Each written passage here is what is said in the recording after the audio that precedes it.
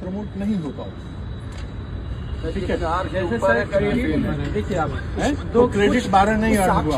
मैं आपको दिखाऊं प्रमाण तो दिखाएगा कितना क्रेडिट मिल रहा है कितना नहीं मिल रहा है, आप प्रमाण तो दे सकते हैं।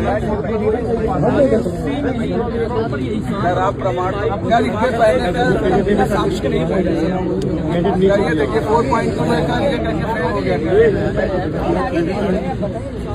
जो काफी हमारे टीचर थे क्या वो गलत बयान दे रहे थे? चले शांत सर, इसके पहले तो क्या जब पेपर में बैक होता था तो आप एक लोग बात करें, एक लोग नहीं है बच्चे, ऐसा नहीं है। सर इसके पहले भी तो होता था, 3 पेपर में बैक मारा गया है।